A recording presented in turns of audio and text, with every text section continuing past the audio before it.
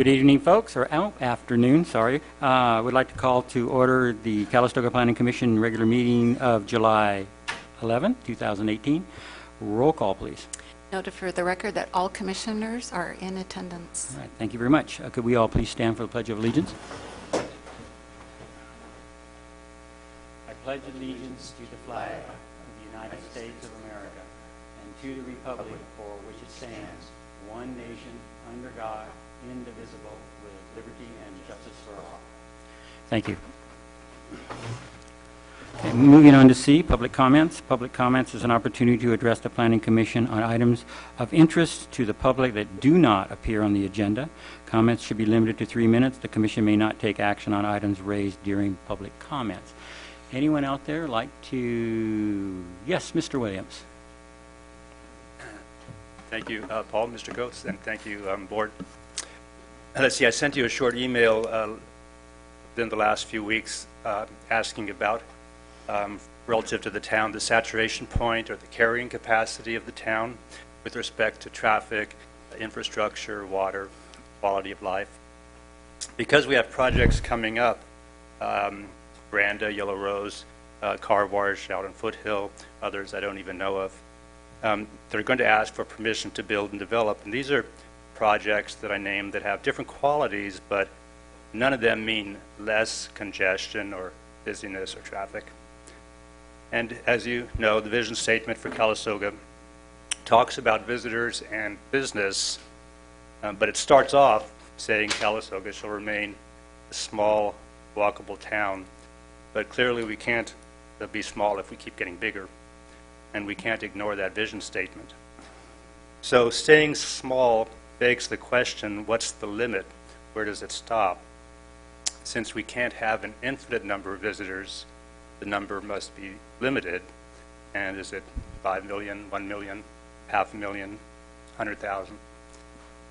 It sounds like a no-growth question, but it's also a growth question, because how are Calistogans to embrace various projects, which might be very good, beneficial for town, without knowing what our carrying capacity is, without knowing where does it end? We're looking right now at some big uncertainties.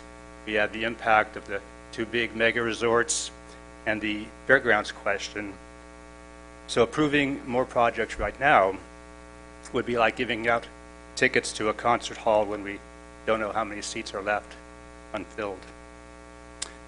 If we allow development without knowing the saturation point, then along come projects that have an EIR that claim no significant impact, smart developers who will explain why their projects should be allowed, and they'll slide in one by one, piecemeal, without regard for their cumulative effect. And goodbye, small town Calistoga. So I'd be more inclined to consider projects knowing a few important things: the effects, the eventual effects of the 2 big resorts, the disposition of the fairgrounds, and Calistoga's limits regarding water, traffic, and overnight rooms, as well as our quality of life. So my call to the Commission is to determine clearly the town's carrying capacity so that the public can discuss developments intelligently instead of lacking essential information. Thank you. Thank you. Anyone else? Okay, seeing none, we will move on to D, adoption of the meeting agenda. Do I have a motion to adopt the agenda as presented? So moved. I'll second it. Everybody in favor? Aye. Great, thank you. Communications correspondence. None other than the email that Mr. Williams referred to. Great, thank you very much. Consent calendar, minutes of approval from June 27th. Does anyone have any comments? If not, do I have a motion to approve? Second. All in favor? Aye. Aye. Great. Okay, we're right down to public hearings. Number 1, G1. Carrillo?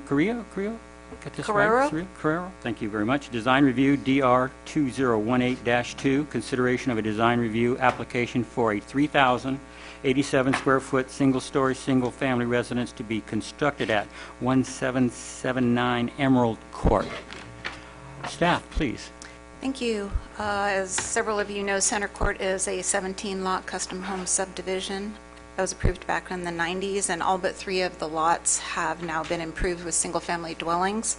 The conditions of approval for the subdivision require that prior to receiving a building permit, there must be review by the HOA Architectural Committee and consideration of the plans by the Planning Commission. A letter of review is attached to your packet from the HOA approving the submitted design, which is a single-story dwelling, ranch-style house. There were limitations on the subdivision to all single-story dwellings. You have plans and colors, and the written staff report discusses how the project is consistent with the city's adopted residential design review guidelines, the development plan that was adopted for Center Court in terms of some special front yard setbacks, and also compliance with the zoning codes, setbacks, maximum lot coverage, maximum building height, and minimum parking requirements. There haven't been any public comments received to date in writing. The neighbors that adjoin the property immediately to the north did stop by and review the plans today, and I walked them through the plans, and they were satisfied with them. So they did not express any concerns. So there was a mitigated negative declaration that was adopted for the Center Court project, and the proposed project is relevant with all of these mitigation measures, including the maximum allowable building height, so no further environmental review is required. And so staff is recommending that you approve design review DR 2018-2 for single-family residence and 1779 Emerald. Thank you. Commissioners, any question of staff before I open public hearing? Yes, Commissioner Wilkes. Lynn, did you, in the letter from the association, have any resolution with the owner relative to the conflict and 2 different types of garage doors shown? The garage door that is shown is the one that was acceptable to the HOA. They originally showed up a barn door kind of thing, a more Well, that's rural looking. That's in these. Yes. Okay, so yes. that is not the door. Right. The Okay. ones, yes. I wanted the large size ones just so you could read the setbacks and everything, Yeah. but the garage door that's shown in the reductions that are part of the packet, And that has been, yes, everybody's copacetic with that? yes. Yes, All I need everybody's to know. agreed to that design. Thank you. Any other questions of staff? Not seeing any, I will open up a public hearing. Anyone wishing to come up and speak, please do so.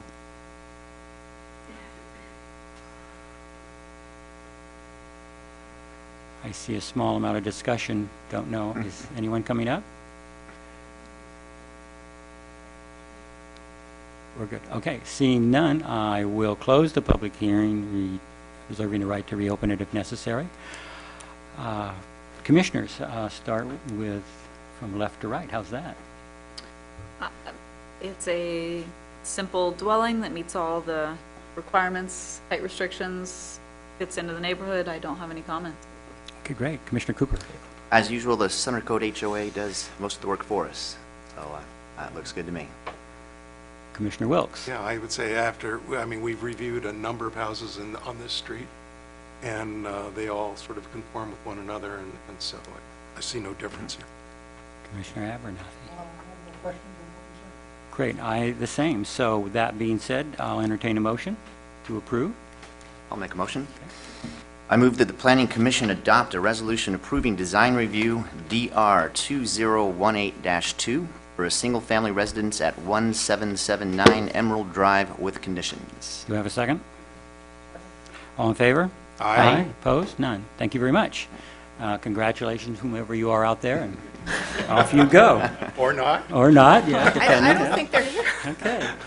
Moving on to G2. That's confidence. That's yes, it is indeed. Thank you very much. Okay. G2, Yeah. setback variance, VA 2018-2, consideration of front and interior side yard setback variances to allow the reconstruction of a single-family dwelling at 1406 Foothill Boulevard. Staff, you're up again. Thank you.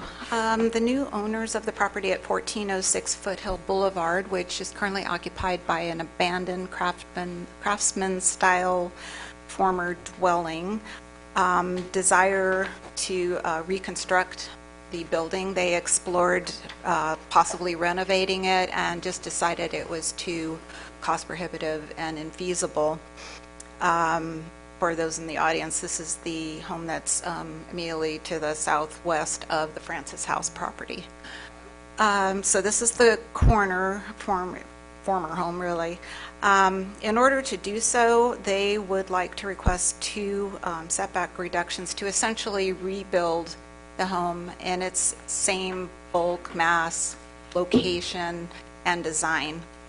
And in order to do that, they're requesting a reduction in the front yard setback from Spring Street from 15 feet to 12.67 feet, and a reduction on the required interior side yard setback, which is the one adjoining the Francis House property, from 10.5 feet to 6.5 feet. There are some special circumstances related to the property which is required in order for the commission to consider a variance. One of these, as you'll recall from a few months ago, we approved a variance for the Francis House setback for their parking structure and their gate because there is an unbuildable area along Spring Street, a right-of-way that the city never intends to build a street on. So there's an extremely large setback from that curb, the face of curb. Also, with regards to the other lot line between this lot and the Francis House parcel, it was shifted at one point. It used to be 40 feet further away, and there was a lot line adjustment at some point, and it was shifted southerly by 40 feet. Whatever. Anyway, it reduced, southerly, sorry. It reduced the structure setback from its northerly property line to 6.5 feet. So we have a very narrow side yard for a multi-story dwelling, but it's a result of a lot line adjustment that was done many decades ago. So there are two special circumstances besides the fact that the home has been in existence for more than 100 years. The zoning code considers it to be a non-conforming structure because it's located in the R3 multifamily zoning district, but it is allowed to be reconstructed if you approve the variance allowing the deviation from the setback development standards. I've outlined in the staff report how we believe these findings could be made because of the unique circumstances and the fact that they do reflect the building's existing placement.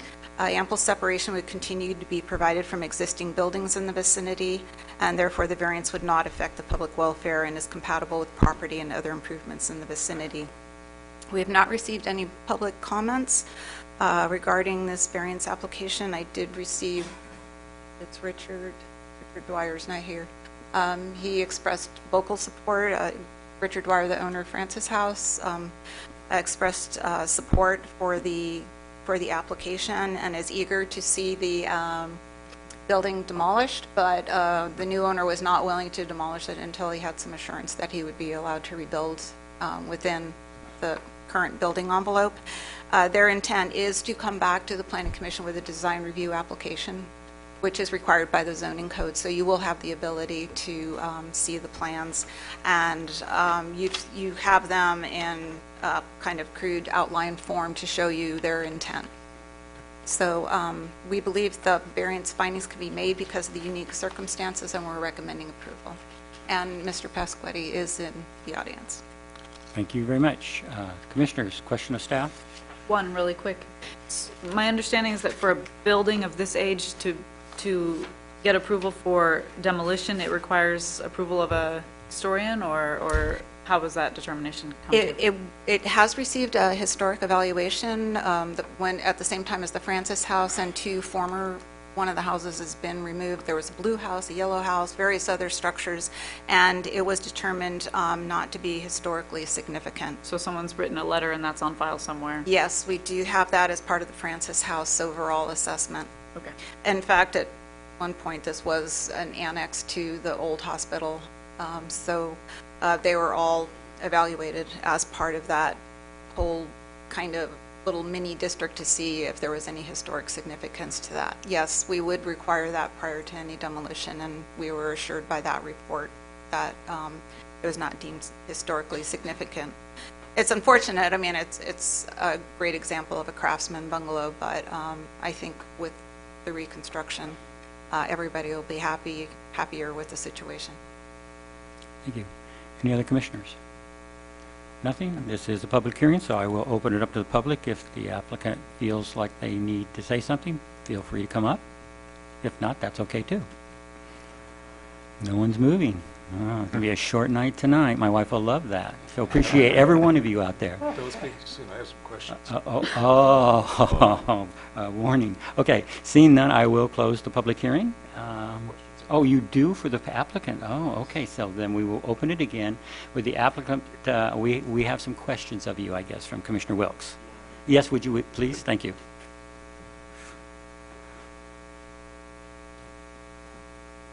Hi, I'm Jason Pasquetti.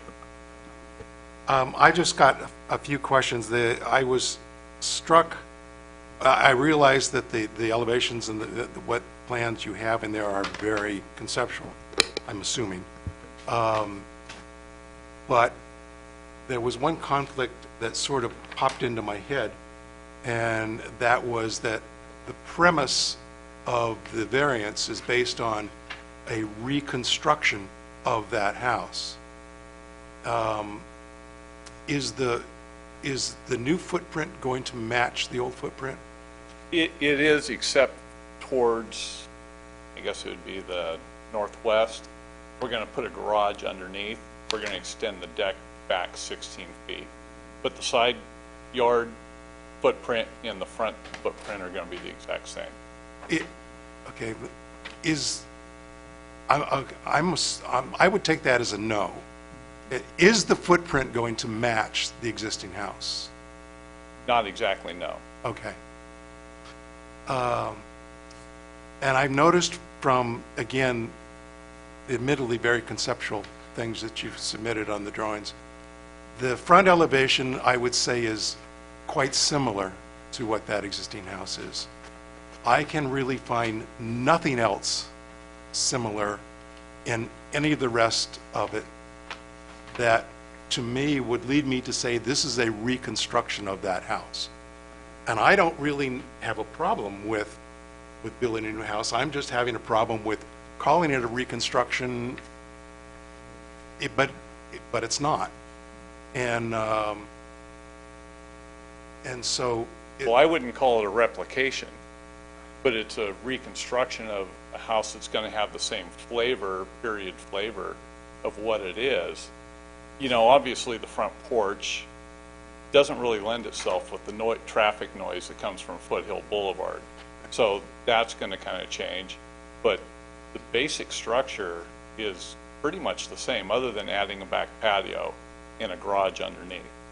I understand that. It's just that, and again, I'm not really opposed to this. I'm just saying that the rationale for granting the variance is that it needs to conform to the existing footprint. And if it's a brand new house, then why? If you're going to tear down the house, you're also going to tear out the existing footings, because they would never comply. So you're going to be starting with a bare piece of ground. But the premise for the variance is, well, we need to retain the existing footprint because we're reconstructing an old house. Do you see where I'm going with this? Well, yeah, I do, but we are building a new house. We would love to rebuild this thing as it sits. I mean, I'd save a ton of money in fees and, you know, hookup fees, everything else. But the thing is looking into this structure, it just was not, you know, cost effective to actually even try to rebuild it. And I appreciate that, and I'm in total agreement with you on that. I guess it's Semantics. Semantics. The issue I'm having, you're asking for basically two variances. The one in the front, I see a total rationale for, because the fact is Spring Street is never going to be built to what that right-of-way is. And so you effectively have the setback that you need by the grace of the city. The side setback, to me, is really only being asked because, gee, that's what it is now, and we need to maintain that. And I guess my question is, well, if it's a brand-new design and a brand-new house, why do you have to maintain that? So we can leave it there because I recognize that that is semantics. I do have one other question. In putting your new driveway off of Foothill, have you worked out the gradient of the ramp so that when you get up to Foothill, you will be on a level, flat platform? You'd be less than 2%, Enough which to- is level. enough It for would the be length right. of your car, so that when you're needing to make, for instance, a left turn on Foothill, you're not starting from a There's ramp. about 25 feet that are less than Okay. 2%. Perfect. That was my only other question. Thank you. In regards to the side setback, the only person that it would really affect is Richard Dwyer, and he's in complete support of it, which he was supposed to be here tonight. I don't know why he isn't, but, because we actually saw him today. Yeah, and I think that a real estate lawyer would tell you that every time you grant a variance, you have set that as a precedent for everything that comes after it. So it doesn't just affect your next door neighbor. Well, yeah, I see that. Okay. But what we want to do, we want to bring back the flavor of what that house was. I mean, we bought it because we fell in love with the structure itself and the appearance of the house. We want to rebuild it, but we want something that's going to be, safe, environmentally sound, and, something that's going to last, for another couple hundred years probably. And that's what we're looking to do. And We know we're on the corridor coming into the city. We want to be proud of it. We want everyone here to be proud of that house as well. And you would not be able to do it if you had to comply to the side yard setback? If we comply to that, I mean, it's a complete redesign movement. I mean, it would be pushing us out towards Foothill, which is, the road noise there is, I mean, everyone here probably understands, it's pretty horrendous. Okay. I mean, we could rebuild the thing, but it wouldn't be cost effective, but we would end up being in the exact same place that we plan to be, going forward. Okay. Well, you answered my question. Okay, thank you. Any other commissioners have any questions of the applicant? Seeing none, I will close the public hearing again. Any comments from commissioners at this point? Well, like the Francis House, I always like to encourage and support anyone brave enough to take on a project like this, and I recognize that Foothill is pretty busy, pretty noisy, and based on your commitment to staying with the same theme like you said, I would definitely be in support of it.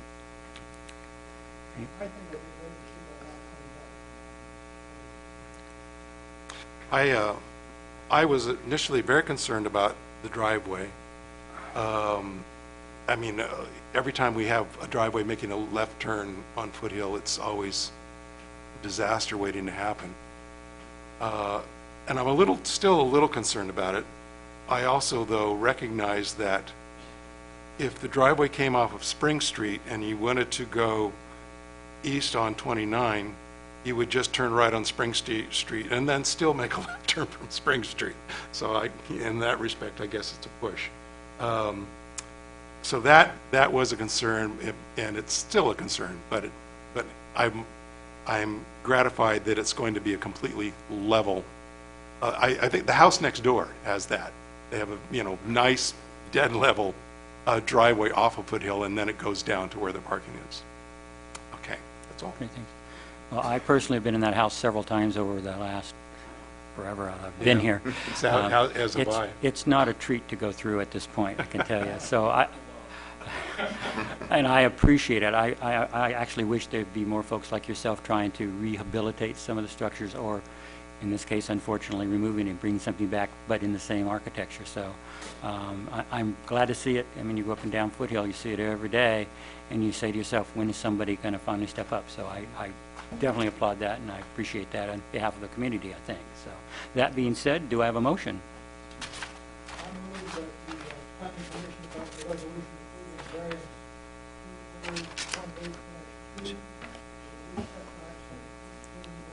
218-2, Foothill Boulevard. I will second that. All in favor? Aye. Aye. Opposed? Great, thank you. Good luck. I would just like to add that when you come back for design review, there are some wonderful details in that house on the exteriors. There's nothing on the interior. And based on this as a reconstruction, I know that my pencil is going to be very sharp. So I want you to come back prepared for that with the design drawings. Okay, thank you. Moving on to G3, LOLA Tasting Room Use Permit UP 2018-4, consideration of a use permit application to allow the establishment of a wine tasting room at 916 Foothill Boulevard. Staff. Chair, Commission members, Kevin Thompson. This item is a request for a use permit for Lola Wines to operate a tasting room at 916 Foothill Boulevard. Just one point of clarification in the staff report. We have eliminated condition number 14 after some discussion with Public Works. It related to the water bill, so we're going to work that out. The house is currently being used as Lola's administrative offices. This permit would allow a portion of it to be remodeled for a tasting room. About 800 square feet of the 1,500 total would be converted, and the remainder of the space would be used for storage and offices.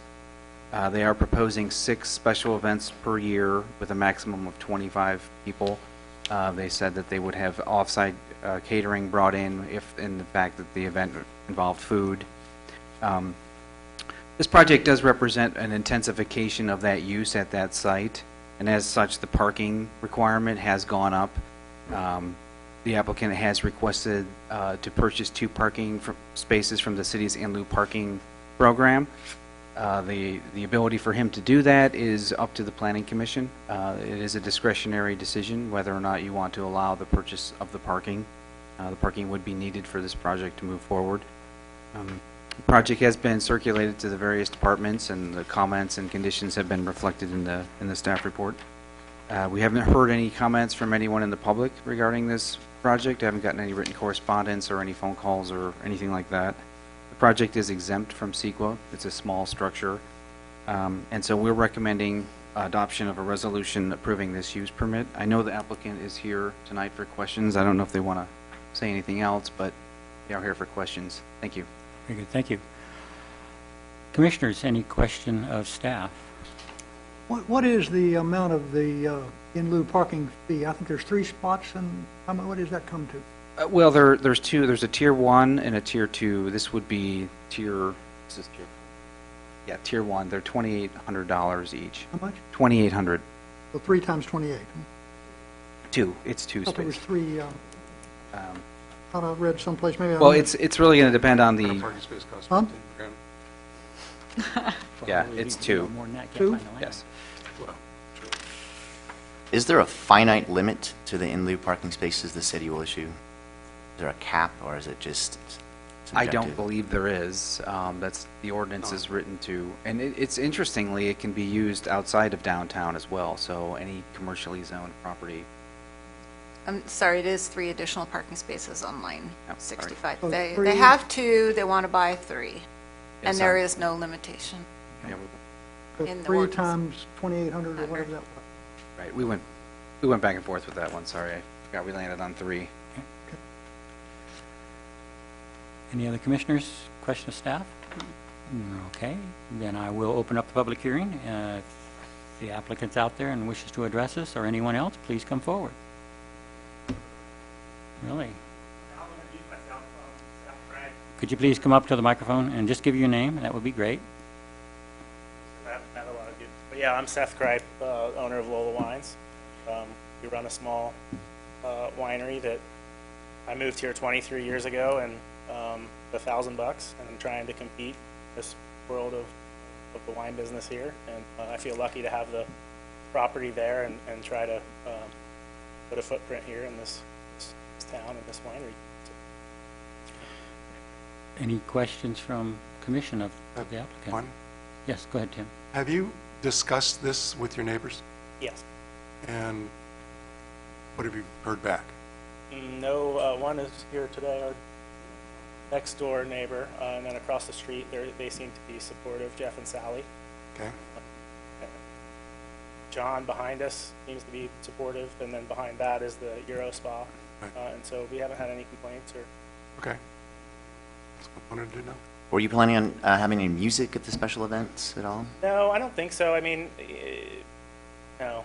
I mean, I guess you could think about somebody having an acoustic guitar or something like to create some ambiance. You know, that property just, it was kind of run down, and we've done our best to fix it up in a way to create some ambiance, and has an old world feel, which is sort of authentic to wine, I think. And so maybe there's a piano there, so maybe something small like piano or acoustic music could be a possibility, but it's not like anything we're planning for.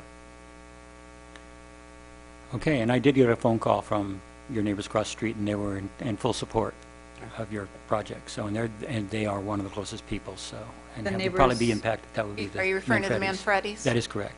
They called me directly, and they would probably be the most affected because of the parking issues going on. But they supported it. How about the neighbors across the other street with the parking lot? Yeah. Parking lot. Cool place. Yeah. The open parking Yeah, spaces. exactly. Yeah, you really want to make friends with them. Oh, I know. I've been trying. Like, yeah, because they're closed 3 days a week or whatever. Yeah, totally. So. Okay. Any other questions? Okay. Thank you very much. Anyone else out there like to speak? Please feel free. If not, I will close the public hearing and come back up to the commission for any other comments. And if you don't have any, then I would just say, yes. the only thing that really gave me pause was the traffic impact during the special events, recognizing that it's only houses except for the business across the street. So, and not knowing exactly what that would entail, or whether the events would be during the day or during the evening, or maybe both. And that was the only thing that really gave me pause. If assuming that the neighbors know what these plans are and have not voiced a concern, then I'm probably okay with it. It is a commercial piece of property, and we have just finished approving Thomas's winery, Thomas and Genesis winery, two doors away, and the issue of parking came up, which of course they could borrow parking from the adjacent winery. So that was my only comment. Okay. Very good. Anyone else? I had a comment. What would prevent and what it need to be prevented from guest parking and that large dirt pullout 50 feet away? Is that's obviously not public space. What would happen if you had 14 cars or something choosing that place to park? Would that be a problem? Could you prevent that? What are your thoughts on that? I think if it was private, that they would probably have to mark it, you know, no parking, and then they would typically would have them towed away, I think. Do we know if it's private or? I don't know. Speak to it. I can speak on this. Hi, my name is James Gray. I'll be managing the tasting room once hopefully we get open. So if we had any issue with that, we would definitely make that known to the people who are going to be coming to the event. And if needed, we would ask permission to park there. And obviously, if it was denied, we would, cone it off or something like that to make sure that we weren't raising any sort of, friction in between our neighbors. The one across the street? Or Just down the street. Down the street, we've been talking to Caltrans. We're not banking on that, but I have talked to Caltrans about that property, and they possible. haven't really given me a negative on that at all because they use it periodically, but they don't use it consistently. So that'd be potentially, something You're talking that- about down Foothill? yeah, down Foothill, same Talking about side, the- just literally the space on in the other between side the of the T-vine building. where they Yeah. usually put the banner. There's a Yeah. lot of parking space there. There It's is very quite a bit of rarely parking used. space down there. So, I mean, Because there would also be an opportunity to use the parking in front of Forney Brown. With a walk? Yeah, they're willing to walk, Mm-hmm. the distance of 4 houses. Yeah, that would solve the They parking also, problem. in that conversation that I had with Caltrans, they were actually open to the idea of us having a short-term lease, but obviously that's something that would be coming up, in the future. Okay. Okay, thank you. So, just to clarify here, we've got 2 on-site parking spaces existing, Yes. 3 in lieu spaces, but 6 are required? Well, there's one in lieu already purchased. Oh, okay, so From there's previously. been 6, okay. Trying to get the math right. So are we. Carrie? I'm supportive, but do we have any standards on wine tasting? How many, what locations, other than zoning restrictions? They're allowed, and we don't have any restrictions. Commissioner Coates was asking if there was a distance requirement from other wineries or tasting rooms, and we So there's don't. no standards right now on that? No. No. I'd like to discuss that later. And I as well, so maybe we can get in that down in the near future, because I think it could become an issue if we don't at least look into it and set maybe some better standards, because we really don't have anything right now. Okay, that being said, do I have a motion to approve? Sure, I'll make the motion. I move the Planning Commission adopt a resolution approving a use permit application to allow operation of a wine tasting room and retail sales at 916 Foothill Boulevard. Do I have a second? I'll second. All in favor? Aye. Aye. Opposed? None? Thank you. Good luck. Okay, moving on to G4, 1514 Washington Street Apartment Design Review, DR 2018-4. Consideration of a design review application for a 4-unit multifamily project and improvements at 1514 Washington Street. Ready? Staff is up. Yes, I was watching the lights, so I apologize for that. Go ahead. So this item is a request for a design review approval to construct a 4-unit multifamily project at 1514 Washington Street. The applicant and the architect are here, so I'm just going to focus my presentation quickly on the zoning and the site a little bit, and they're going to go into some details about the architecture and the site and those types of things. So the lot is just over 9,000 square feet. It's zoned R3, and which is multifamily is allowed by right, but of course it requires a design review, and that's why we're here. The unit sizes are ranging from 1,200 square feet all the way to just under 2,000 square feet. Bedrooms of 2 and 3 bedroom, and even a 4-bedroom. So that's interesting for a rental. It's nice. The project is consistent with the general plan designation of high-density residential. It furthers several housing element goals, but the two that I thought it most satisfied was providing higher density housing within walking distance of downtown, sort of intensifying the core of the town, also making efficient use of the site. You can see in the staff report that they're making the marks for the zoning regulations, but they're also really, maximizing the use of the site, which is good for an infill site. The project does meet the development standards of the R3, including parking, setbacks, building height, open space, and lot coverage. The project is exempt from CEQA. It's a construction of a building under 10,000 square feet. So I'd like to bring up the architect and get into a little more detail about the project. David Kessler is I have here. one question sure. for you. In the report, you mentioned preserving certain of the trees that were there. You weren't talking about the Italian cypress, were you? No, I was not. Thank you, There's- that's all. Okay. Well, just to clarify real quick, there's some trees on the Parkway strip that we thought might, and Yeah. we approached the applicant about that, and they said if that was feasible, they would. Those do are the that. ones on Washington. Right. Because those Italian cypress should have been gone 20 years ago. Yeah. Or never planted.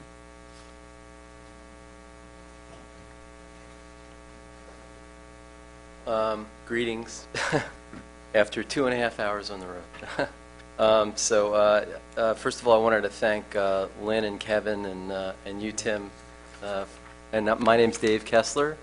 I have an architectural practice in San Francisco, and I've been working with Ala and Dimitri, the property owners, for many years.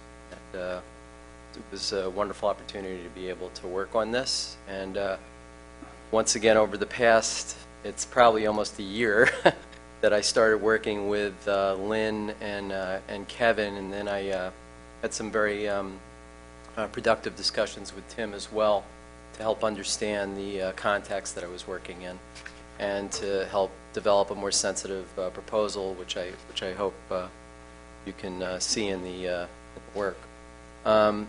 So certainly one of the first things that I did was wander through the neighborhood, and in particular the Holy Assumption Monastery has a lot of these craftsman-like details, and there's a preponderance of board and batten, and the rafter detailing, and the king truss that we're suggesting, which is the decorative detail on the gables, and that work plus the way it evolved in discussion is how we developed the proposal to where we're at now, including the coloring of the building, which is this brown color is really being derived from the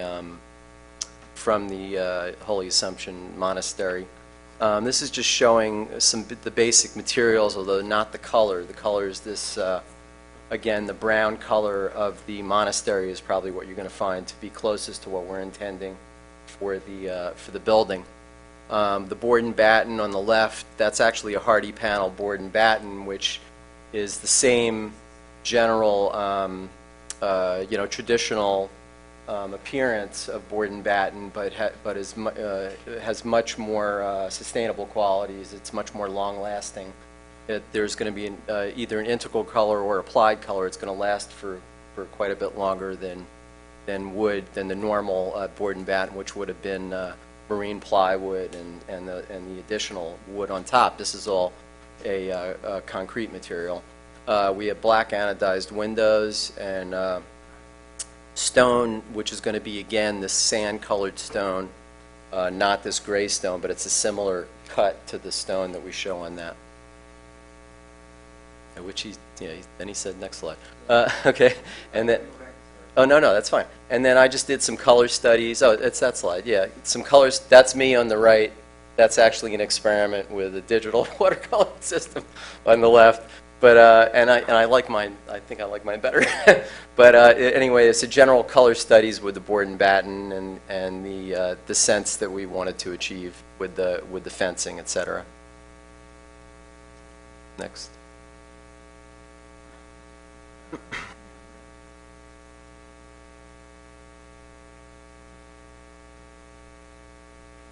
I think I have that. Oh, okay. That was the intermission. Yeah.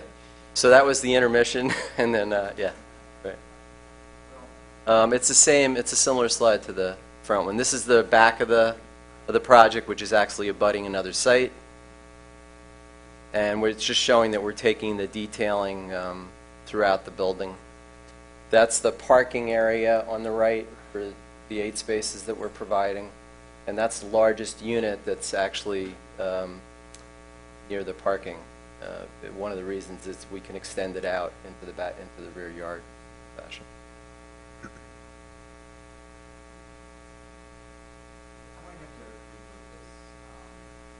I have a flash drive on me too, Kevin.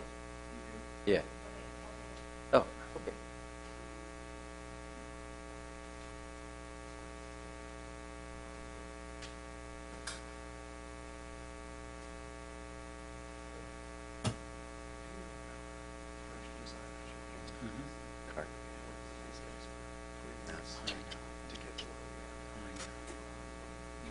I don't miss too much. I know, I don't miss too much.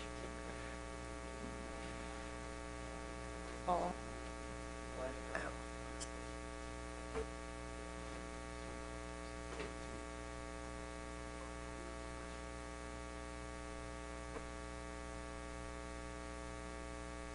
While we're waiting, can I ask a The quick one on the question? left.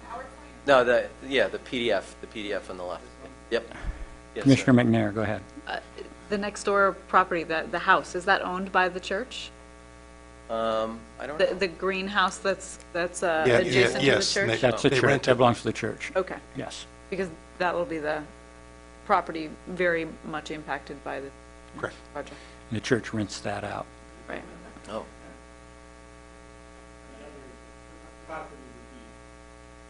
You guys? Okay, yeah, and the slide after that. Oh. Oh. Oh. sorry. Yeah, so this is in the world of Revit renderings plus Photoshop, but I think it gives a sense of what the idea, the breakdown of the volume, which is indicating each of the 4 units, the decorative detailing, and some of the landscaping and the fencing that we're providing, which is provides some privacy, but also has a certain kind of open feeling.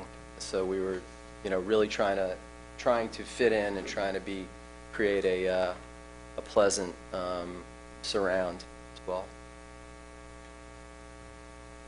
And that again, we're obviously not showing the house, so we could show the building, but this is the looking towards Washington. And again, the detail, that's when you drive into Park, this is what you'll see. You can see the stone here, the lower, warmer color stone, and the brown that we're intending, and the board and batten, and the decorative.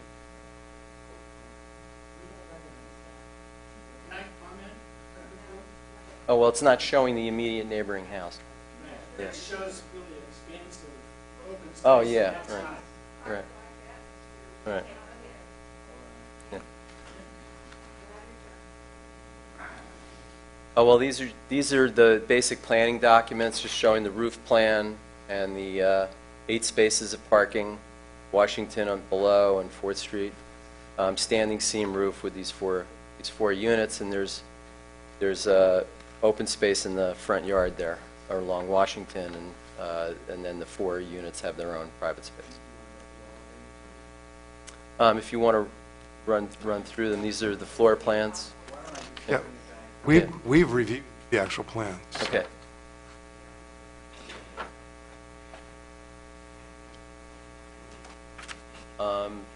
Yeah, and if there's, I'm happy to answer whatever questions I can answer.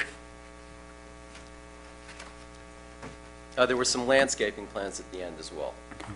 Commissioners, do you have questions of the applicant? I have. Okay, Commissioner Wilkes. Do you have material samples here today? Yes. Dimitri.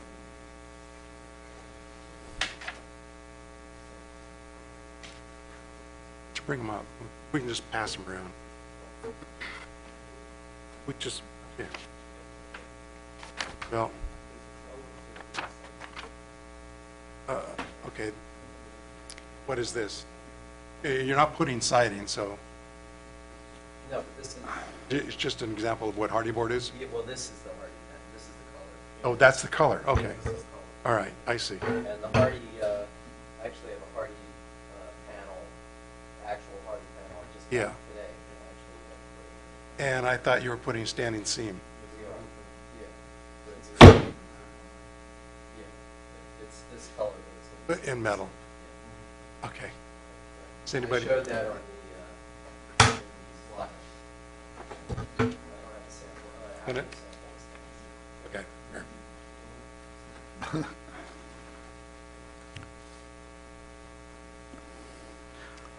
Commissioners, any other questions? I have no at this others. point.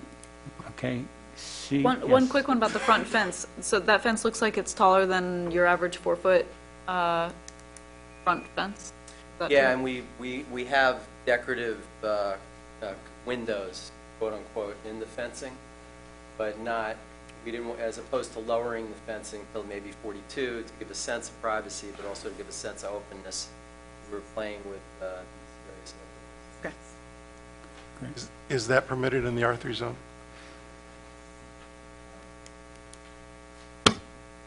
I think 4-foot fence is the highest fence in the front setback, front side.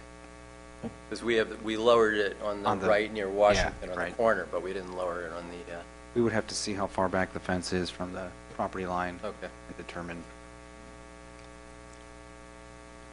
Any other questions? So it's fair to say that the fencing will need to conform to the zone. It will. Yeah. Do we need to add a condition to that, or you can enforce that, staff? We can add that. All right. Okay. That's all. This is a public hearing, so I will open it up to the public, and if the applicant would just kind of hang close by, in case you need to address those questions, that would be great. Anyone out there? Oh, here we go.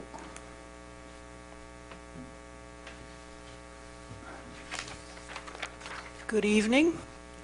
My name is Noreen Moses. I live at 1419 4th Street. I've lived there for 38 years. And I have to say about this project, in the 38 years I've lived there, this reminds me of an old joke about a psychiatrist telling his patient, "You're crazy." And the patient said, "Wait a minute, doc, I want a second opinion." And he said, "All right, you're ugly too." And I have to say, this is the craziest, ugliest idea to come to our neighborhood in the 38 years I've lived there. My husband and I have put in untold hours in trying to improve our home and our yard so that it's a pleasant home for us and also a pleasant addition to Calistoga. And I think we've succeeded. And in the years we have lived there, everybody who has moved onto the street has done the same thing, and it has become a very nice street to live on. And nobody has done more of that than the Stambor family. They have created a peaceful, lovely family home. And if you do this project, you're going to foist off onto them something that may make them move after all these years of putting in loving effort on their home and their yard and their neighbors and their neighborhood. We're a very stable group of people. We enjoy living in a mixed neighborhood. It was mixed when we all came there. The Ruley apartments are down on one end of our block. When we came there, you could roll a bowling ball down 4th Street and not hit a car at night. Now, if you go out, if any of you live anywhere near there, and you come and look at night, you'll see that bumpers are infringing into driveways because nobody has space to park. You are now talking about allowing how many bedrooms in this place? 13, is it? In the real, you have your papers and your figures before you there. We have the real world. In our real world, we have more like 2 cars per bedroom, not 2 cars per living unit. So that would turn out to be, in our neighborhood, 26 cars, in which you'll give 16 parking spaces. And that's going to leave 10 more to be absorbed into what is already way too dense a parking problem. Now, I think the reason we have a planning commission is because I think you do have some leeway in how you decide to interpret and enforce these rules. And if you want to do anything in the real world, just remember, this lot that you're talking about now has been a single-family home buttressing another single-family home where the people thought that's the way their life was going to continue. And I hope that you will take into account those of us who have been there and invested our lives and our fortunes into 4th Street. Thank you. Thank you. Anyone else out there?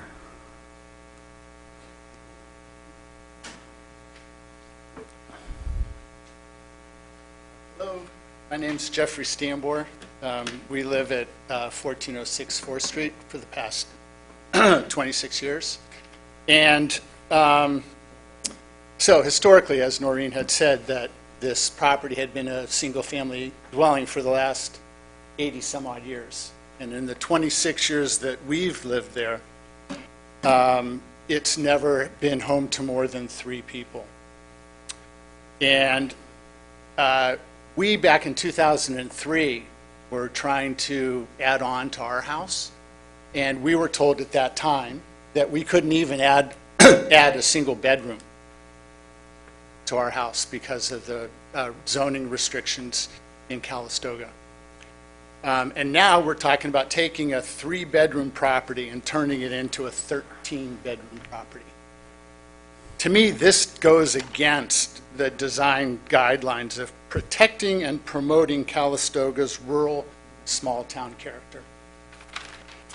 I also have some concerns about things that are not compliant today in this presentation, because when Dimitri first showed my wife and I the plans for this property, it was 10 bedrooms.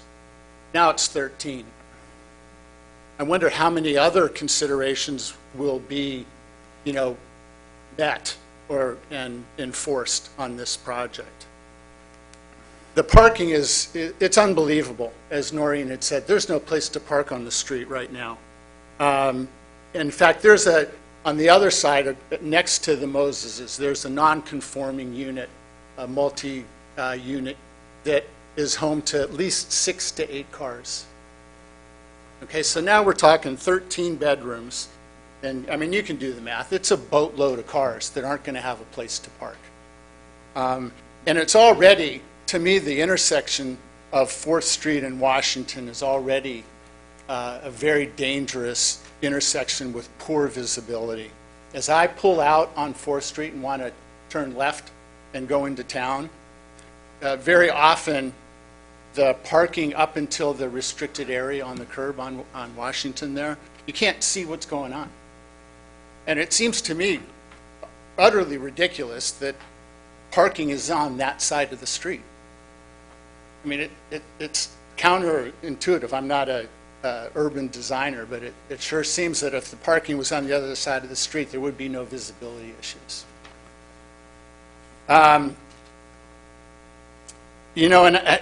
Given also what Dimitri had told me was that his intent was to contact the resorts coming into town and try and serve as a de facto provider of employee housing to them.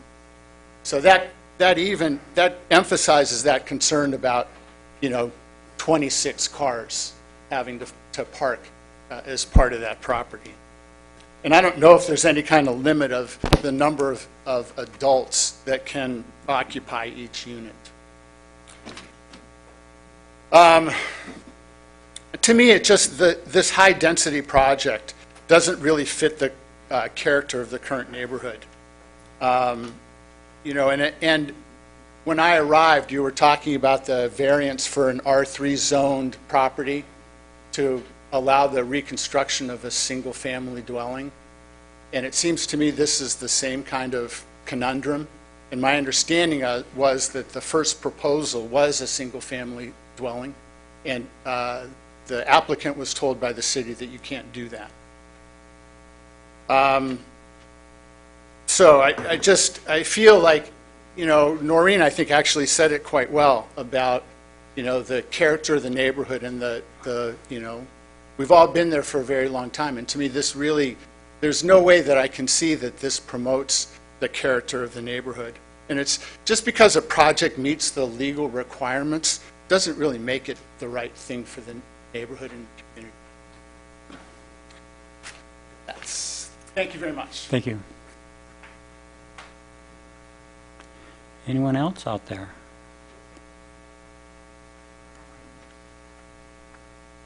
Don Higgins, I live at 1410 4th Street. I'm Jeffrey. Earlier in the discussion on seeking a variance, I think it was number 2, one of the council people asked, did you contact the neighbors? Asked them what they thought.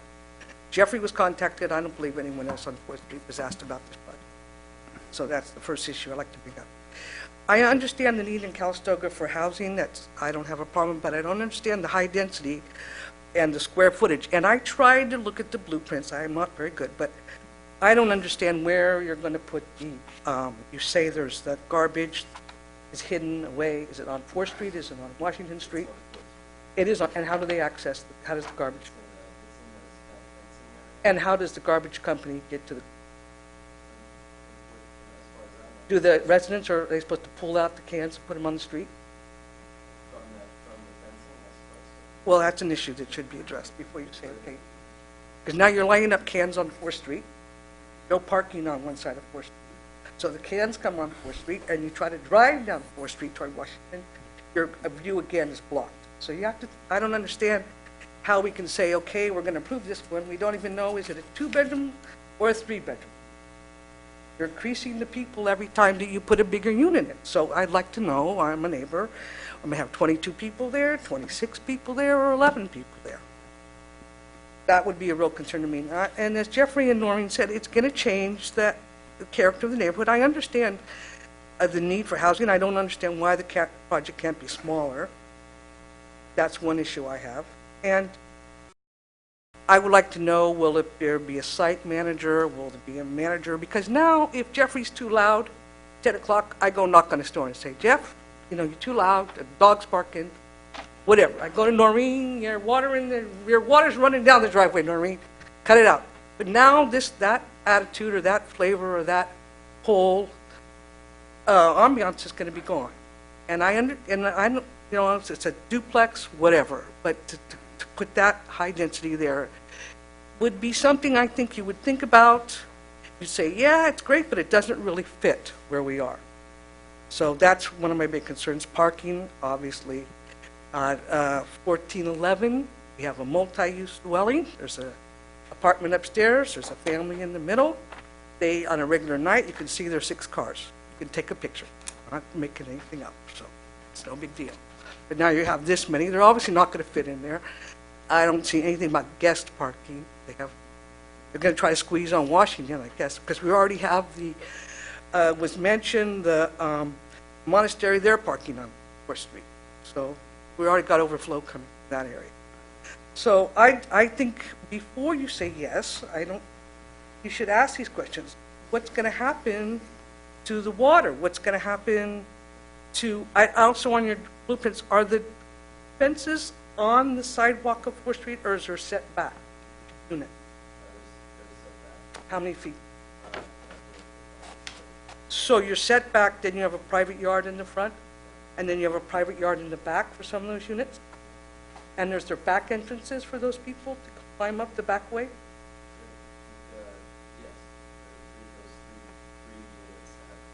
And the 4th one that faces Mr. Stanboard, does it have a back way to get up?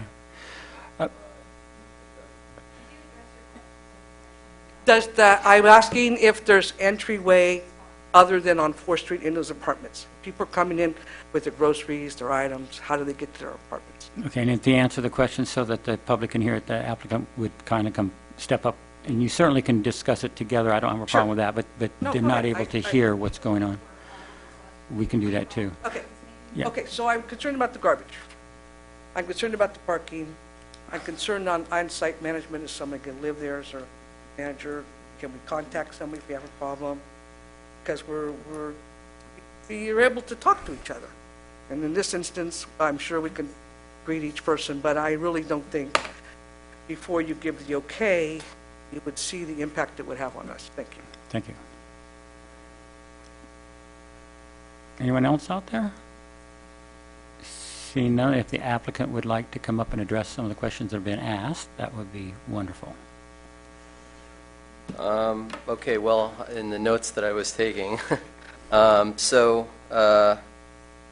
in regard to how many bedrooms, one of them is on the, I suppose the 13th bedroom is a guest room on the lower level of the 4th unit. The Washington area has quite a bit of square footage of open area that along Washington because of the nature of the site that it's angled. With our landscape architect, we took care of the trash bins and the recycling bins inside a lower area of the fencing. So it's going to be again, whether it's the garbage people come in and take it, or whether people wheel it out. I'm not sure of the details of that, but we have a garbage area for the bins. Let me see. Did I? On the three of the units have rear yard access areas. The topmost unit above the parking doesn't have a rear access to the yard, but the 3 lower ones do, and theoretically you'd have to go through some fencing, but you have a private area and then you can go into the rear areas. I don't know if I addressed everything. I think so.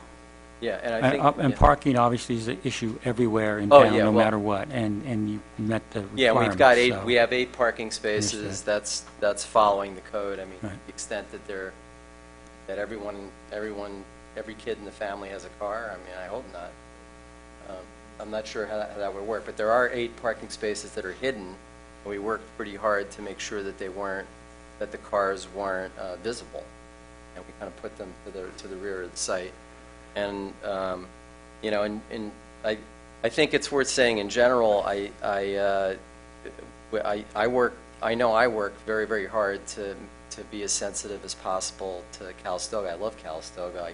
I rock climb here actually, and I've learned a lot through the interaction with the Planning Commission. So definitely my role in it, I've tried to be as sensitive as possible. I mean, my kids love this town. Another question that was asked was, do you have any kind of management? Is someone in one of the residents going to be somewhat responsible if the neighbors had an issue, if this were approved? Do they have somebody to talk to instead of picking a phone up and calling the Bay Area? I don't think that would be sensitive to the neighborhood, so that, to me, would be a major concern. Address that? Yes, please.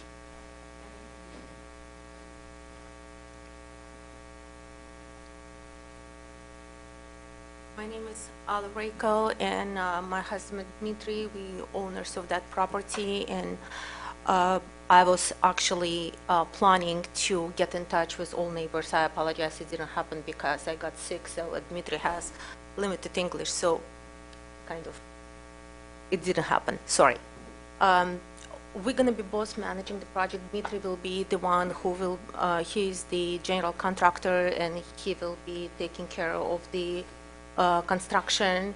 And if you would like to talk to Dmitry, would like to talk to me, so you will have our cell number, so we will be available for any questions, or just if you have any concerns, it will be definitely addressed. Okay. Thank you.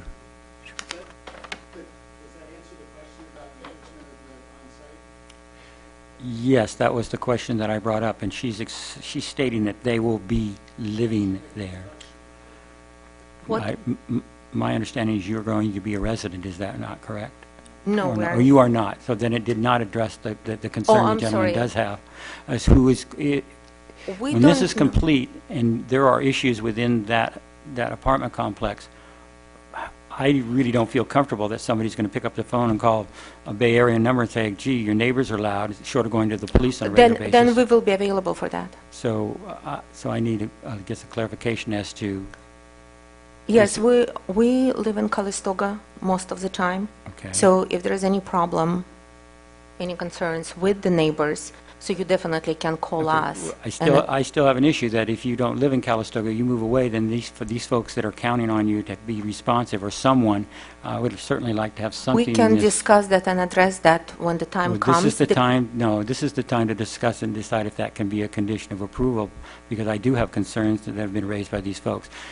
And I'll express myself a little bit more later, but I am sensitive to the neighborhood. I've been here longer than anybody that stood up here, and then some.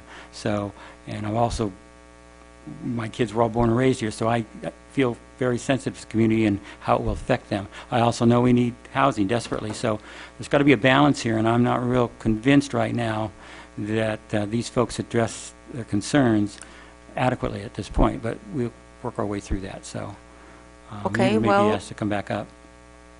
First of all, we will be very careful when we screen the people who will be living in this property, and definitely we are very sensitive to the neighborhood and just want to make sure that it's going to be quiet tenants. And again, we live in Calistoga, and if something happens, so we will be around. We're just 5 minutes away. And we will be there if something is needed. So we will be managing the property when it's going to be ready. Okay, thank you. Sure. Anyone else out there? Yes, you may, if you can make it short. Okay, In the descriptions, it says multi-family dwelling. Now, she mentioned that we're going to screen people. I think the concept of family as we know it when we grew up is different than the family we know now. It might be 4 30-year-olds trying to make rent in Calistoga. And so I think the idea that you say multifamily looks beautiful on paper, but in reality, I don't think you're going to have a nuclear family with 3 children in these apartments. I'm sure I'm not able to ask the rent, what the rent will be, because we don't know that now. But so we have to look at the levels of the rent and who could afford, can families in reality live there? Because it's touted as a multifamily complex. That's all. Could I ask you a question? Yes. I'm probably pretty certain that somewhere on 4th Street there are single-family homes that are also rented. Single-family homes on 4th, yes, that's, yeah, probably. Probably every street, most streets in Calistoga somewhere, there's a home that people rent. That's correct.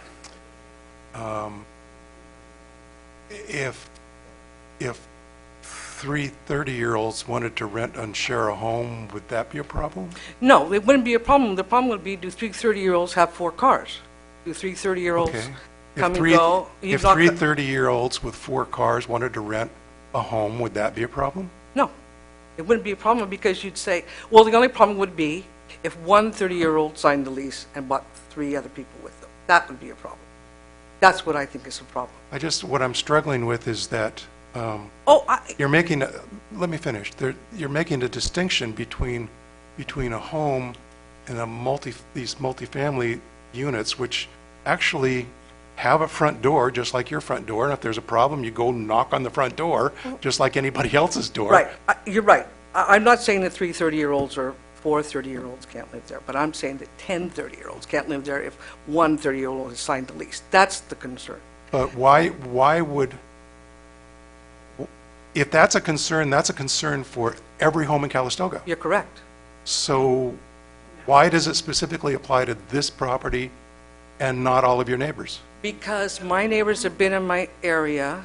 There's not very many new homeowners where their mortgages are low, and they're able to afford those and not take on have extra income to afford where they live. So what are those young people to do? That's a good question. What are they to do? They live in Lake County and they commute. That's right. So they have to get together and live in one apartment. I don't have a problem with that. Okay. It's when you say, oh, we're going to make it for Mom, Dad, and Joey and Billy, when it's really, what I'm saying is don't represent it as one thing when it turns out to be another. Yeah. Okay. I have no problem with that. Okay. No, not at all. If you say, great, there's 4 roommates, they're all 40-year-olds, that's great. And I guess the question I would ask you, and maybe you could guide me, if I see somebody on my street and I see 6 cars in a single-family dwelling, who do I call? Do I call city ordinance about how The many? city has hired a full enforcement officer now, I believe, or is coming online in August, I think. I'm pretty sure.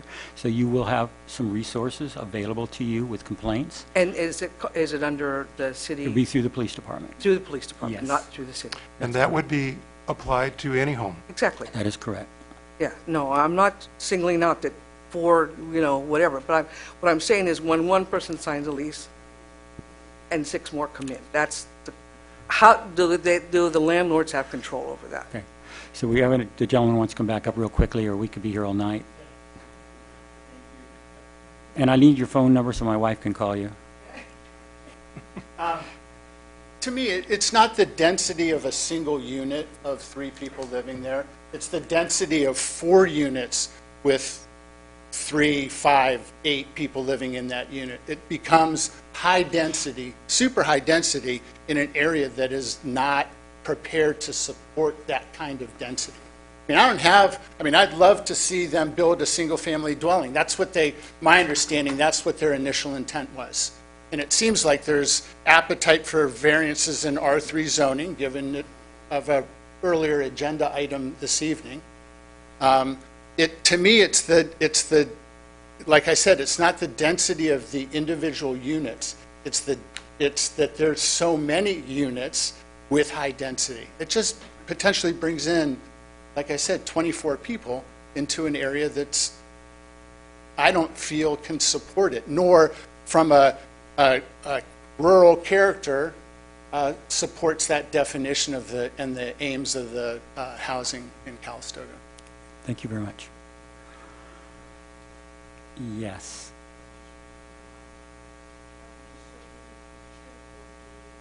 You have to go to the mic, please. It's far away, but I would like to show you the picture of the building, which is just across our property. And it doesn't look like it's a residence, single residence. It looks like apartment building. If you don't mind, I can just come closer and just show you. You're welcome. We're familiar with that We're building. familiar with the area, Familiar so with that. yes, We've we all, are. Yes. we've all So- gone over there. Mhm. So, and I think our building is much nicer and good addition to Calistoga, and and we're trying to be sensitive to other properties and other buildings there. So I think it's going to be a good addition if it will be allowed. Thank you. Okay, you coming up again, Noreen? Briefly, please. Say there's now a code enforcement officer. Is there some code about how many cars can be affiliated with any residence? No. They're That's based what I on the thought. zoning, and it's established through the use permit, which is what we're hearing tonight, Through the use permit? which is what we're going through the approval of this process. I should stand corrected. No, I Is it- stand corrected. Design review. Design review. But they meet the requirements, okay, and they're established in the paperwork. So, yeah, there's a control, and you have a minimum that's required. And I understand it's everywhere in Calistoga. But I guess what you need to understand is I believe you were the first person to make this statement. You come home, there's no place to park. It's bumper to bumper cars everywhere, actually almost all day long anymore. And I agree with that. That being said, then, if these people live there, they're going to come home, they got no place to park. They're literally not even close to your place. Maybe they have to walk 4 blocks. I don't know. But they do meet the requirements, which is the spaces that have been established for this project. So I don't know if you had 10 cars, 5 cars, or 30 cars, there's still no place to park. It's not going to change whether this project was approved or not approved. Well, I anticipate probably what would happen here on an apartment by apartment basis is what has happened where our neighbors are referring to 6 cars. In fact, it's more like 10 cars that are affiliated with that one building that has 2 parking spaces, and they met the requirements. The owner of the property did an end run around the Planning Commission and the City Council. And they have what was originally a single-family home with a studio upstairs for family use is now 3 separate living units. They met all the requirements to do that. And our neighbors are very nice people. We've been neighbors for a long time, very nice people. They have 10 cars. And I don't see why the same thing won't happen in this new apartment complex. And it's just a nightmare. I think we deserve, we have all put in a lot of blood, sweat, tears, and money into developing a very nice neighborhood over the years, and I think we deserve consideration for that. I really do. Thank you all for serving. I appreciate what you... Anyone else? Seeing none, I will close the public hearing. I will bring it up to the commissioners, and we can start with Commissioner Abernathy.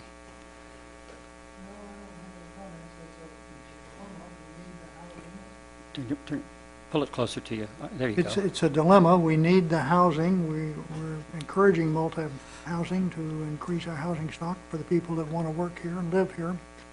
They meet the regulations, they meet the standards, so I don't know what more we can do at this point. Commissioner Wilkes. Yeah, I have a number of comments, but I wondered if, Lynn, if you could take a minute before I make my comments and go through, this is an R3 high-density zoned piece of property. To my knowledge, it has been zoned that way as long as I've been here. That's 30 years. Paul's been here 40 years. Alyssa grew up here. what would be, on paper, the maximum that could be developed on that property? Without a density bonus, this is the maximum number. Okay, They're not asking for a density bonus or any concessions. all right. Thank you. The, I appreciate what the consternation is of the neighbors on the street. This is a street with a very stable, obviously a very stable set of homes that probably don't change hands very often. And so you've been neighbors a long time, and this is, this would represent a big change. A couple of things I would note is that it certainly, as long as you've all been on that street, this piece of property has in fact been zoned to allow what is being proposed. And perhaps it never bothered you until it became a reality. But nothing's been changed. Nothing's been snuck up on you. This has been on the books for a very long time. And so I would make that point. We all recognize, and everyone in town talks about the need for housing. And I say that apart from Mr. Williams' very valid representation of concern about resorts and where's the capacity of that. I'm talking from a mere population standpoint. I bought my house 30 years ago on Cedar Street, and the population of Calistoga 30 years ago was 4,500 people. Today it's 5,500 people.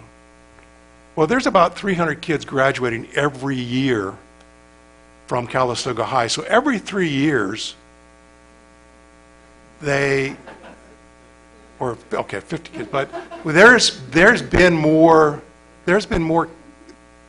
internal population growth than there has been housing to match it. And you of course always get into the argument of, well, this is great, but where are your kids going to live?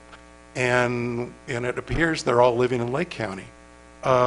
So the need for housing, I think, is realistic, and I think that everybody recognizes it. And so then it becomes a factor of then how do we accommodate that? And this is, I will say, a case where this land has been zoned high density for decades.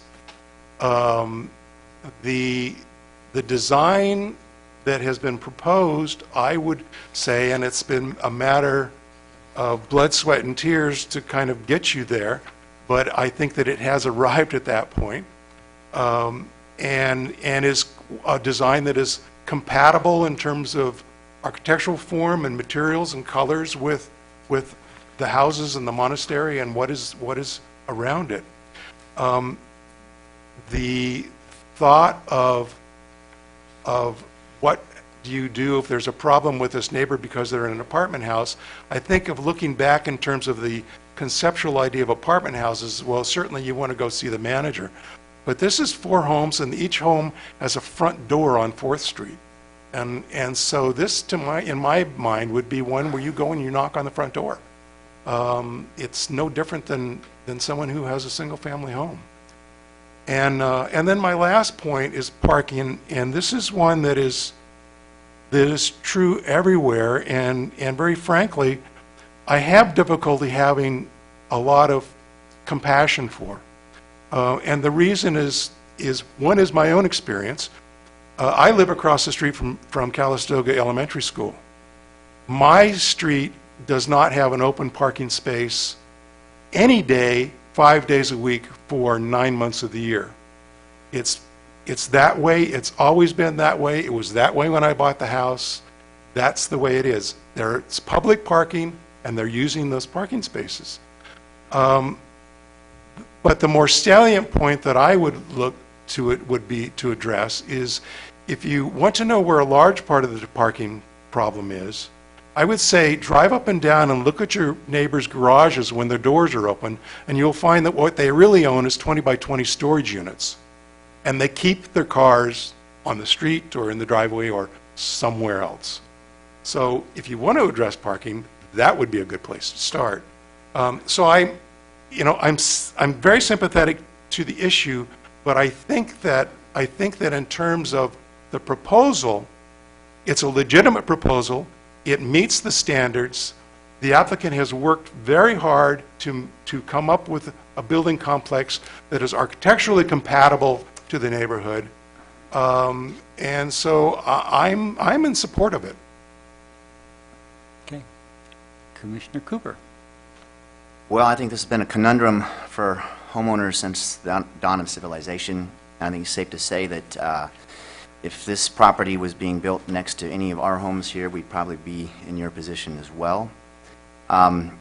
Ideally, it would have been rebuilt as a single family. Was it apparently disallowed for variance reasons? Was it originally the intent to be a single family? No, single-family residential is not allowed in the R3.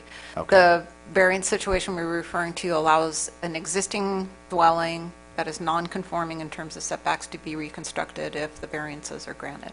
Okay. So that's a non-conforming situation, and they wanted to build a single-family dwelling. Okay, and then the decision was made before they demolished the existing property. Could they not have rebuilt at that time, a single family, or? That's correct. If it was completely taken down, then they would have to conform. Okay, it would seem that this discussion would have been better served at an earlier time. Now we're here in this position and making decisions on a large property. And obviously, this is the first that I've seen it personally, and the first that I've heard from the neighbors. And all I can say, I would be equally as concerned. But again, it comes down to the zoning and the decisions the city's made and the code. In fact, we do need more housing, and it's just a tough question for everybody. But again, if I were in your situation, I would be doing the same thing. Mr. McNair. Well, I am in a similar position to the Stanbors. I live nearby. My street is packed with cars. I regularly park around the block at my home, and I have a neighbor who's constructing a 2-story building right behind me right now.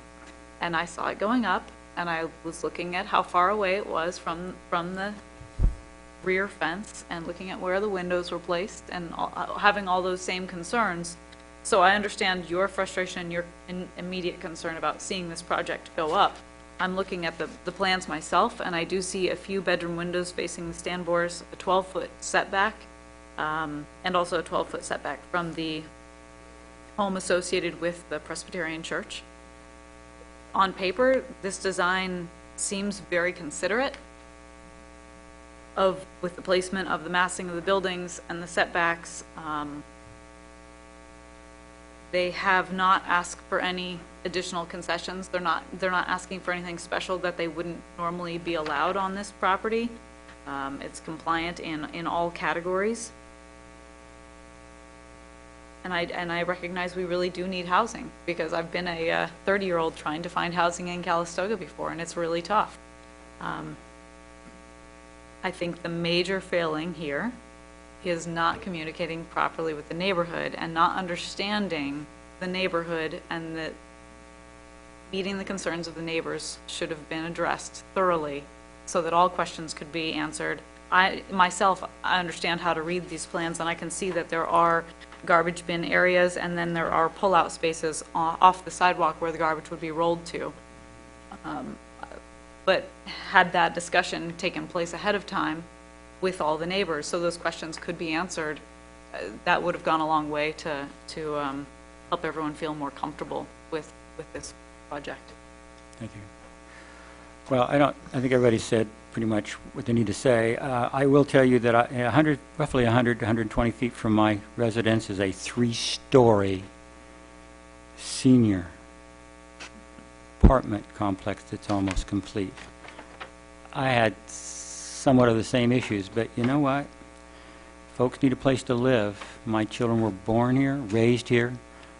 Fortunately, they've done well in life and they've gone out on their own. But to come back here, it would be very difficult for them. So we need to create housing. And yes, it's going to impact our neighbors. This 3-story building impacts me. But at the end of the day, I can get real personal about what I believe in this country, and I believe in what this community is trying to do and address the most serious needs, and it's going to inconvenience a few people, no doubt about it. So I would hope that if this project is approved here, that the owner is very sensitive to the neighbors, and I'm very concerned, again, about having someone there that they can respond to if they have an issue.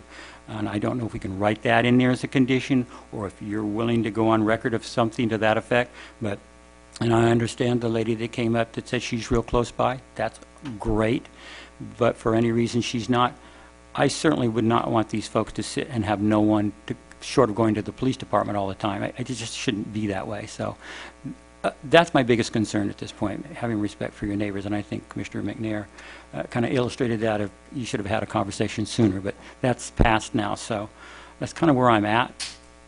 We desperately need housing, but we need to be respectful to our neighbors at the same time, and it's the closest balances we're going to get. So I guess I'm going to ask staff, what would your thoughts be on this, and the applicant, as to making sure that there is someone that, you know, we get into a little, I know you can't legally, I'm hoping that the applicant would love to step up and say, well, we'll do something, give some kind of reassurance to the neighbors that there'll be somebody that's there that they can respond to.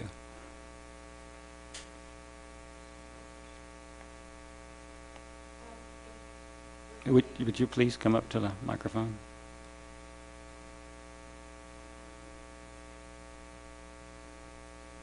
I would say there will be a situation when we need to hire a property manager, then the property manager will be hired, and I'm planning to be in a close contact with the neighbors to see how they want to kind of move forward with that. So it will be in satisfaction to, kind of mutual satisfaction to us and to the neighbors.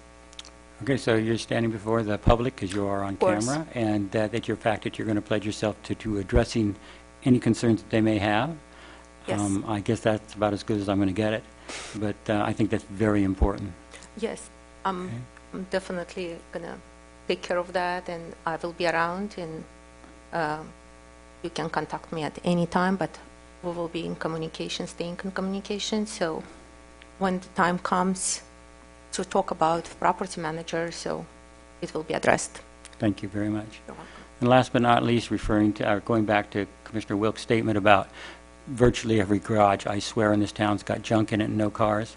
My garage is empty. My car goes in the garage. So is mine. I don't have a parking problem. So though there's no parking places around, I do put my vehicles inside where they belong, and that was the intent. So that does help solve some of the problem. That being said, At least that's doable. Yes, indeed. I will entertain a motion. I'll make a motion.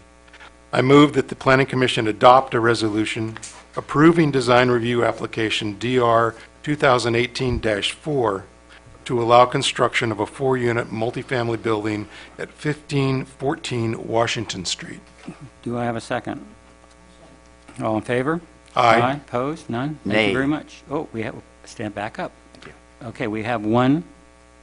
Commissioner Cooper? Sir, one nay. Okay, one nay. Okay. Thank you very much. Moving on to matters initiated by commissioners. I wanted to raise two issues that came to my mind because of the agenda. One of them is this in lieu parking that we just approved today, and I guess I understand it, we have to approve each one. The commission has to approve each one, which then goes into a fund, and I think either Paul or one of about a year ago, we asked about the status of that fund. Right. And She we looked reported, at it, yeah. and it was, whether it wasn't clear and crisp like I'd like to see in terms of where all the money went. And then it's my understanding also is that we've taken on the burden of this planning for the parking by accepting these funds, but we don't have a parking plan ourselves. I don't know if that's right or not. I don't think we really do have, quote, a plan until enough money is collected and an opportunity presents itself. There are some things coming But it down the seems to me if we're road. taking money from people to alleviate the parking, we ought to have assess what the parking requirement is I and agree. how we're going to deal with it. I agree. Lynn's over there. Yeah, who, me? Yes. Yeah, we did present a report to the commission, and as far as we could tell, the money had been spent on partly creating this parking lot out here. We are working, I believe it was also included in that report, to provide parking in the former railroad right-of-way, adjacent, from east of, on Fairway, what's commonly called the Fairway Extension, but east of Lincoln Avenue. But there are no other public parking lots being created I think right if we're now. accepting money and taking on the burden, we ought to ask how we're going to deal with it. Okay. Have a formal plan for an assessment. Okay. So that's just my suggestion. No, That was that's fine. suggestion number one. Number two is on the wine tasting. A friend of mine was telling he went to a small town in Southern California, and there was wine tasting on both sides of the street, nothing but wine tasting. And I'm just wondering, is there a point where we should look at that and establish some restrictions? I understand that Healdsburg is like one per block, but at least address the issue, because there's more in the pipeline, I'm sure. And I agree, because I brought that up earlier this week with the planning director, that I think that's something that we need to look into. I agree too. Adding in the retail stipulation for a certain amount of square footage is a good idea, but it's not going to avoid the fact that it's yet another winery. True. Short of trying to, Commissioner Abernathy said, one right after another versus maybe within 300 feet you can't have another one. So I don't know. I don't really have the answer, but it does concern me. Too. Yeah, have a discussion anyway. I agree. Commissioner McNair, anything from you? I think everybody else is throwing something in there. Well, I'm standing by my request from last meeting that's in the minutes about saturation point, because we know it's going to come up repeatedly, and it'd be nice to have some recommendations and advice before we continue to approve more hotel rooms. And that's specifically what I'm concerned about, is what is the saturation point of the number of visitors that Calistoga can accommodate overnight. I second that as well. I mean, Donna Williams has a point. What is that magic number? Is there any way to calculate that? I mean, it's almost impossible, I guess, to pinpoint a number, but there should be a range, some degree of understanding of where we're going to, when's it going to happen? Because we don't know the impact of the two big resorts when they open. We have an idea, but it's hard to measure that in advance. Where do you hit that tipping point? It's hard to determine, but it's worth the conversation. Because like Commissioner McNair said, it's going to keep coming up. This is just the first.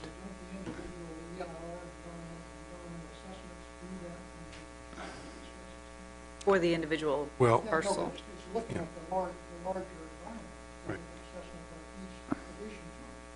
That's Yeah, our job.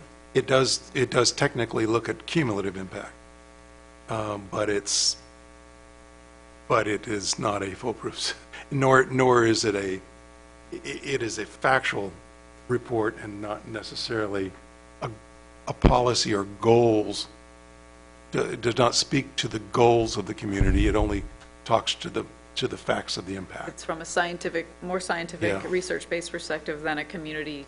I wonder perspective. if one avenue of pursuit would be to make a proposal to ask the council to, say, set up some level of subcommittee study group, perhaps composed of council and commission people or members, to begin to, the beginning would be to ask the questions and compile the questions, and then to see what would be necessary to find information on those questions that would work its way towards trying to actually establish a policy. Or when the Napa-bound traffic jam that starts at Rutherford Crossroads starts at Tubbs Lane, I guess we'll probably have a good idea that's a saturation point. Yeah, but you need to pay more attention to the fact of what causes that. It's not Yeah. Calistoga. It's through county traffic going south, going north. The 30-year-olds who can't afford to live They here. can't afford to live here. Correct. I knew that was That's coming. right. But it's a true statement. It is. Right. Yes, and definitely so. But I wonder if there wouldn't be, if it would be beneficial. I don't know if we would set something up by ourselves or if we would ask the council to authorize something like that, so that we don't just A, throw it back in your lap, and B, that we would be able to then begin to postulate a policy and then find the solutions to that policy. I'm more than glad to talk a little bit amongst the different council members one-on-one and get their thoughts on the idea, and then maybe down the road here a little ways we can come back and have a discussion about that very thing. As am I. Yeah, so I'm more than willing to do that. Good. Sure. Well, why don't we do that? Why don't we pursue that for now? But and so that we can at least, if there's a ball there waiting for somebody to kick it, we've at least kicked it to start But it to roll. I think it's something that needs to be addressed for our long-term outlook of the community as a whole, so I have no problem with that. So I'll see if I can get a feeling, and I also work with the planning director, and get a feeling for where the council might be going with this and their thoughts on it, and we can have another discussion at a later date. Okay? Really good. Okay, moving down to director's report. Some of you may be aware that Kevin is leaving us for greener pastures at the end of this week. Excuse me. So I personally want to thank him for his contributions to the city during his short tenure, and wish him good luck in Cloverdale. Yes, and I think you did an outstanding job considering the short time that you were here and the things you had to learn. I really enjoyed well it. done. This kind of fell into my lap, and I certainly wasn't looking for a job, but it just... I know the circumstances, and family is first, always. And so I certainly applaud that part of it. So. I would like to advise you, if you hadn't heard, that Sandy Tucker has appealed the commission's denial of the use permit for Next Home Realty to the city council. It may be heard next Tuesday. We've asked for an extension from her because the city manager and the mayor will be out of town and not in attendance, and they would both like to be at the hearing, but per the municipal code, we have to hear it within 30 days if the appellant wants it heard during that time. And I'd also like to advise you, unfortunately, we have to cancel our July 25th meeting because Commissioner McNair's not going to be able to attend. And the item we wanted to schedule would require the recusal of Commissioners Cooper and Abernathy because of potential conflicts of interest. It involves a downtown property. So Paul and I can decide. that doesn't work as a problem. quorum. So, yeah, unfortunately, I'd like to recommend that you cancel the meeting of the 25th. And how about August 8th? 8th? No, I'm not. Yes. I know you are. Yes. As far as I know, we only have one absence for August 8th, and I do appreciate anybody telling me as soon as they know that they're going to be missing a meeting, especially when we have downtown projects and we have people that have to recuse themselves. It makes it critical. That's why I reached out to you this week to see when you're going to be available. But yeah, for a lot of the properties, because it's a 500-foot radius, so, Lincoln Avenue isn't that long, at least the downtown core. August 8th, we are anticipating holding the public hearing on the service station application. So, I don't. He is within 500 feet, I believe. Oh, I forgot you don't live on It is just on the Centennial other side of the anymore. Arco station, just above it. Yeah. Okay, Kevin will check that. Okay, then it'll be really important that the other three be here. If you want a fuller commission to act on it,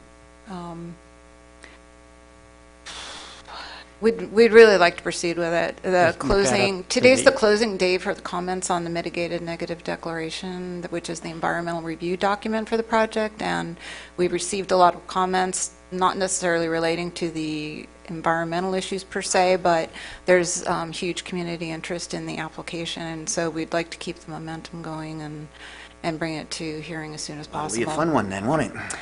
It will be a challenging one. Mr. Vice Chair? Yeah, I approached him. He says he's up to the task. So that's all I have. Okay, thank you very much. I guess we'll adjourn to the August 8th regular scheduled meeting at that time for the Calistoga Planning Commission. That being said, do I have a motion to adjourn? Do I have a second? Second. All in favor? Aye. Thank you.